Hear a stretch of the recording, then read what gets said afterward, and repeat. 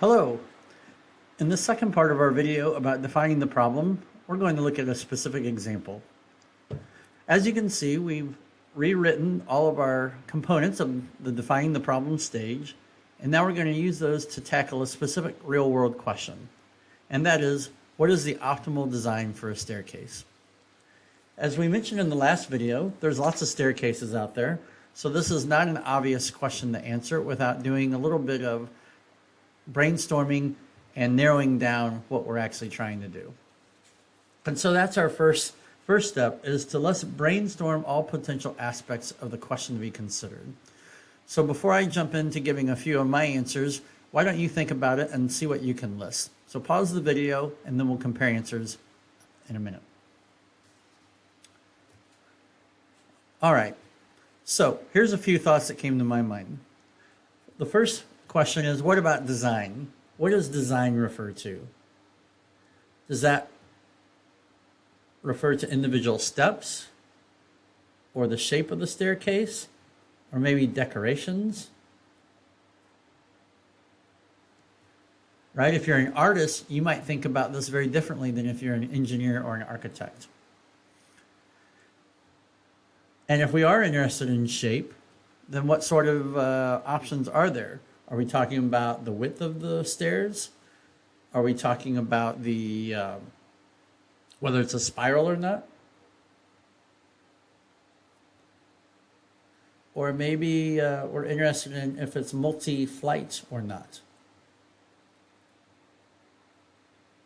So there's a variety of things to consider there. Just like we could think about inside or outside.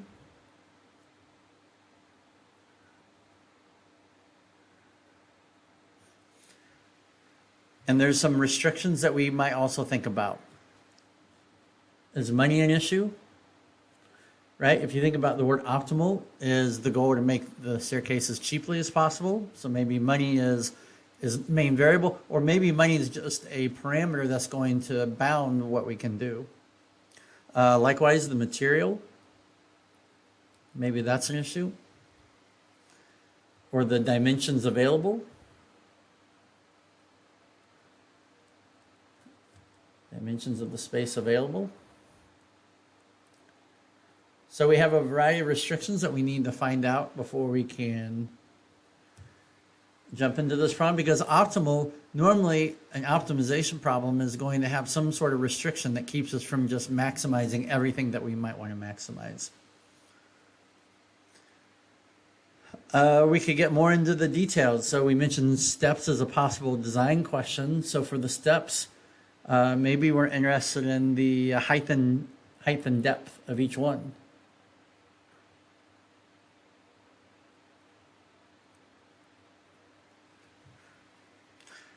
And of course, there's always other issues that might be a little harder to model, but we might need to be aware of. For instance, safety issues or architectural issues.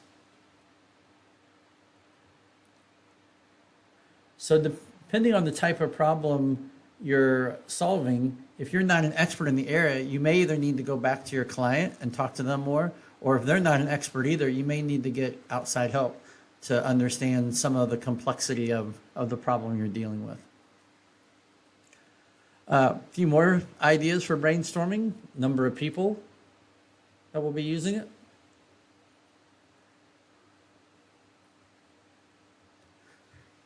And then a more general question that probably applies to a lot of modeling problems is, do we need just a very specific answer, or are we trying to find a more general rule of thumb?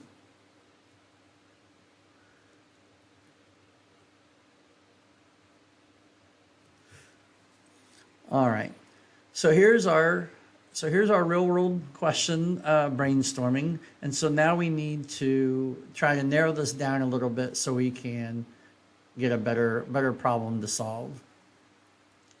As far as follow-up questions, again, we don't have a specific client we're actually working with, so I'm just going to give you a few of my thoughts to help us narrow it down. Likewise, with estimation and research, certainly if one could Google or call up an architect and get some information. But for our purposes, we're trying to just get a feel for the process. So we're going to see what we can do on our own with a very basic understanding of the question. And so what we're going to do then is we're going to make some assumptions about what we care about so we can get a more tractable problem. So for example, we're not going to worry about money or material, right? We're not going to worry about inside or outside, okay? We're not interested in the decorations or even the type of staircase. We're going to focus more on the steps. All right. So in other words, this is going to be an important variable. The height and the depth of the steps is going to be an important variable. We'll ignore these issues for now. Again, eventually we will have to consider that if we are going forward with this. And the number of people using stairs, that would probably be more of a width issue. And we're not going to focus on width. And we're not going to assume it's spiral or multi-flight. So we're going to assume a pretty basic staircase. All right, so we're not going to worry about number of people using it. All right, but we are going to try to go for a more of a general rule rather than one specific instance. Now, so these are some of our assumptions then, is that we're eliminating a lot of these things and we're focusing just on the stairs. Which, if you think about our castle example we mentioned in the previous video, right? That's actually similar to what we were interested in for today. Here I have an amount of space. I'm just designing a basic staircase, and I'm interested in these depths of the stairs and the heights of each step. All right. In fact, here's a profile view to help us get a better feel for what this particular person did when they were building these stairs. All right, so what are the key variables then? So we have dependent variables and independent variables. Well, the independent variables are going to be the dimensions of the space available. All right, so that is just what we're given. And because we're keeping it general, we can assume that that's not a fixed value, but it is something that will be given. And then the dependent variables will be the height and depth of the stairs, okay? And probably the number of stairs. So along with this would be the number of steps as well. Okay, a parameter might be the width. Right, so if we did actually need a complete answer to the question, if we're actually trying to design this staircase, we would need the width, but that could be a parameter where we can't see the door up here, but the width of the door might determine the width of the stairs. So, and that could change depending on the location, but that's something that we're not going to affect our final model too much. We do need to think a little bit about, all right, what do we mean by this height and depth of stairs? All right, so let's think about that for a minute. And this might be another good opportunity for you to pause the video and think about what sort of things are going to go into this calculation.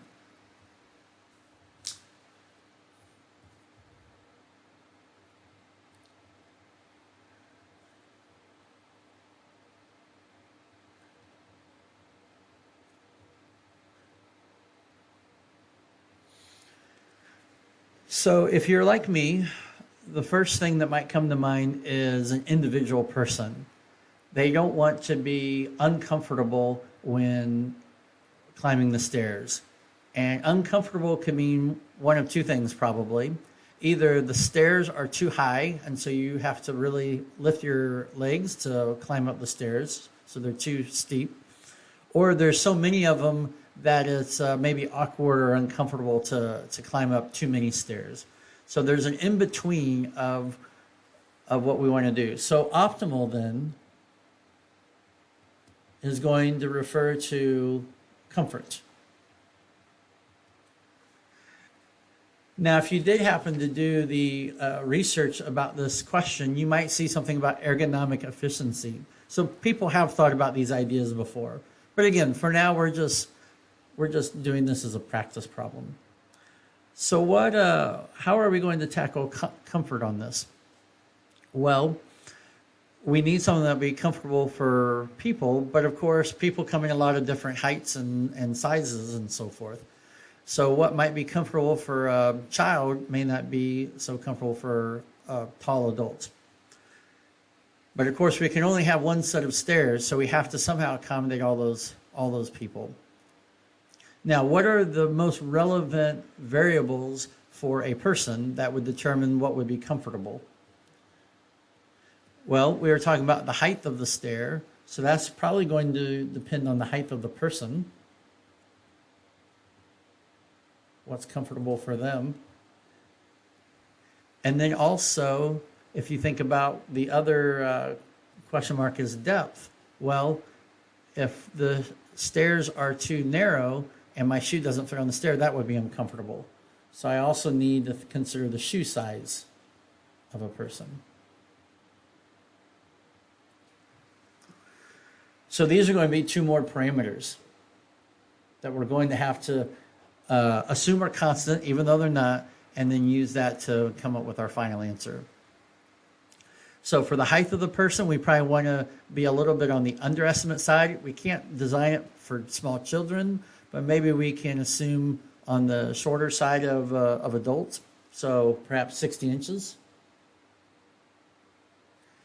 And for shoe size, maybe we want to estimate a little bit on the high side. Again, not for someone with the largest feet in our situation, but maybe 12 inches.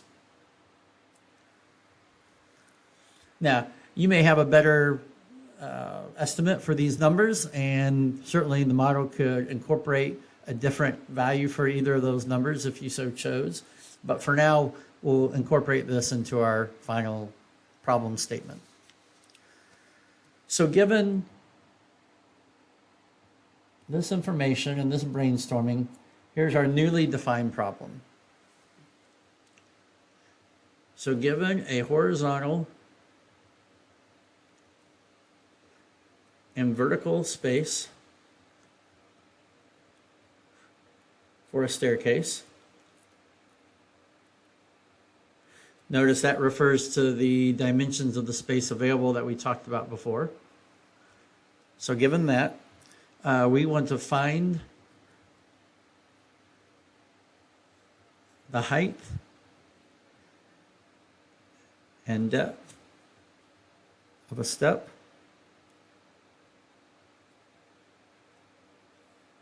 so that the fewest number of steps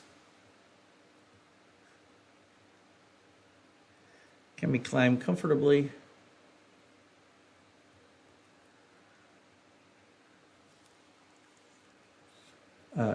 by someone who is 60 inches tall and has a shoe size of 12 inches. All right, so notice this is a lot wordier than our original real-world question, but it's a lot more specific. All right, and so that's the value of having a more detailed question is now we have some specific numbers to work with. We can see what our independent variables are, and we've also defined optimal in a very clear way, fewest number of steps, right? Because we said comfort, one aspect of comfort is that you don't have to climb too many stairs.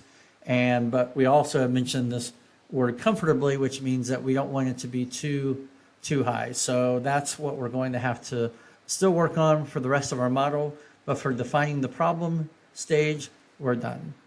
So we will move on to build the model and learn more about that in the next video. We'll see you there.